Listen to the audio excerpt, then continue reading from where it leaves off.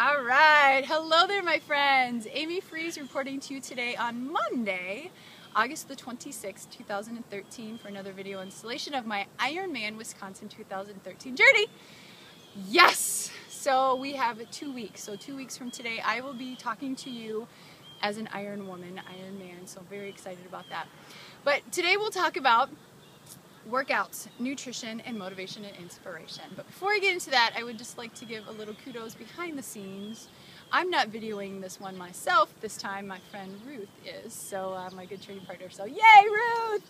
She's totally holding the camera. She's being so awesome. She just can't talk, but she is fabulous. So what I'll do today is tell you about the 3 of my favorite workouts. So we'll start with, my run on Friday, 17 miles.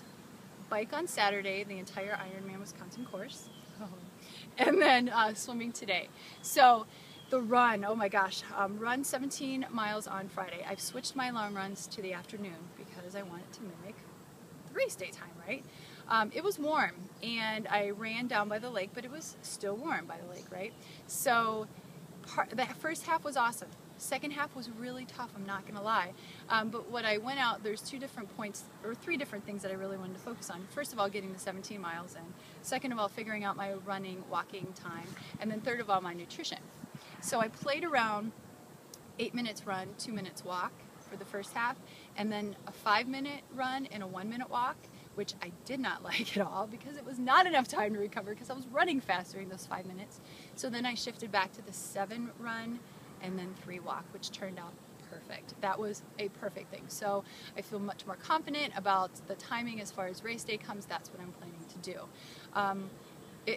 It was getting uncomfortable near the end, not only because it was hot, but I was just ready to be done. And I'm really glad that I changed my runs to later in the day because I had done all my day stuff, like, work and, stuff you do during the day. So then at night, I'm not used to running.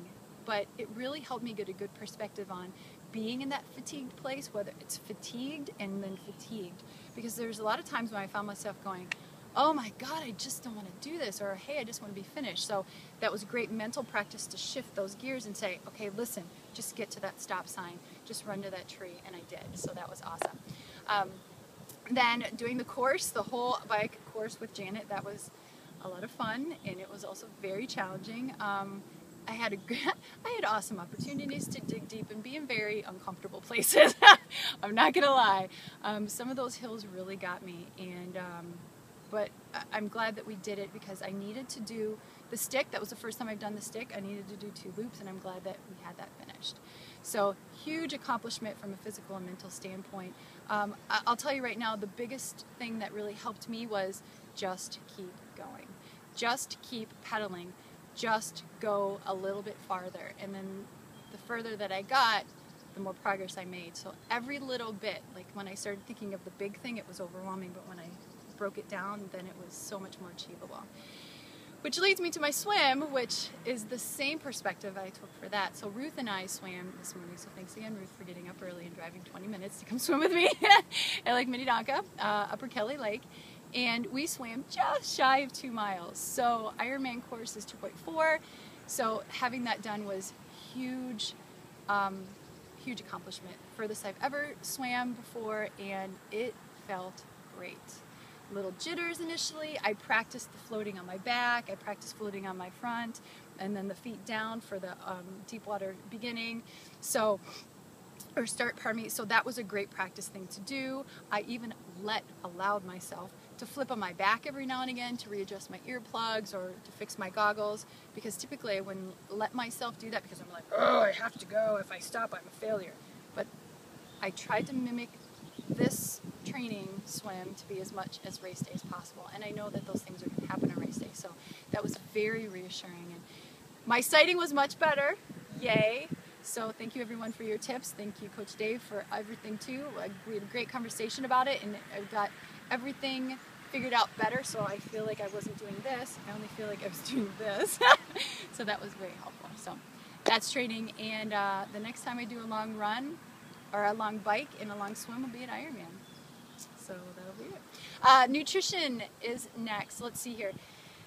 I feel very confident about my nutrition for my bike. I know it's going to be bonk breakers, I know it's going to be lar bars, I know it's going to be gluten-free bread with almond butter and bananas and cinnamon during the midpoint, a speed in my special needs bag. I know it's going to be gels, I know it's going to be water and Ironman Perform. I got that down. That's fine. Played around a little bit tweaking the nutrition for the run. Bonk breakers, not so good on my tummy, so I realized that on Friday, so I'm not going to really do that, but I will do lar bars and gels, that's fine. Broth sounds really appealing, especially at like 9 o'clock at night as we're finishing up, so that is something that I'm going to try as well before race day, by the way, minimizing surprises as much as possible. And then the swim. So before training most of the days, any long endurance or any race days, I always have my bread with my almond butter, my banana, and my cinnamon. So I'm going to do that 2 hours before I do Ironman, and then lar bar about an hour before, and then I'll do a gel about 15 minutes right before I get in the water. So I mimicked that this morning. I didn't do the bread because I knew I didn't need to do it that long, but the lar bar and the gel worked really well today, and I had lots of energy. I felt like I could have swam further. I could have swam 2.5 miles today, and that is just like, yay, awesome. Which leads me into motivation and inspiration. I'll tell you right now, my friends, if you want to learn something about yourself, sign up for any endurance event. Sign up for half marathon and Ironman, sign up for a marathon, sign up for a half Ironman, Olympic, whatever. And when you allow yourself to dig deep and get in those uncomfy places and those pain caves, and you come out the other side, you really learn a lot. So I've learned where the fear factor comes from, and I would say 90% of it is fake. It's made up. It's pretend. You know, the likelihood of literally drowning is so minuscule, it's not even funny. So, you know, Ruth and I were talking about it today when we were enjoying our coffee and breakfast, was, you know, you have to trust your pain to some degree. You have to trust the push. You have to trust the fact that when you get to the other side, or you get through that pain, that you're going to be okay. So it's trusting your body, it's trusting your training.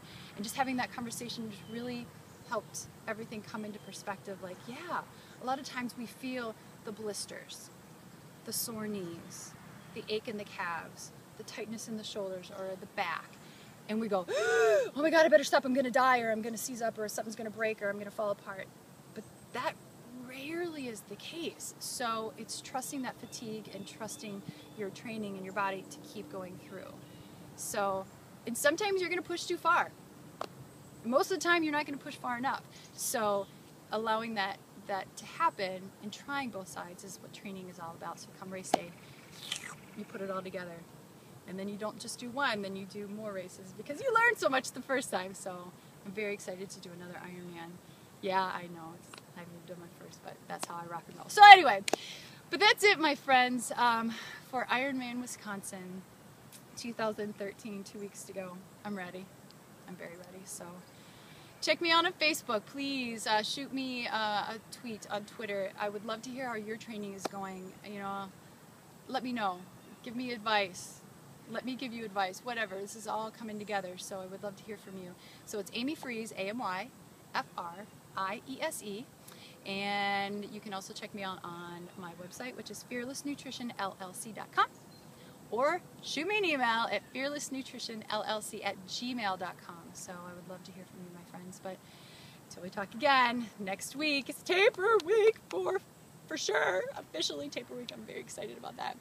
Remember to eat smart, move strong, and live fearless, my friends. Allow yourself to go into that emotional pain cave and come out the other side. I promise it will be fine, and you'll come out a better person.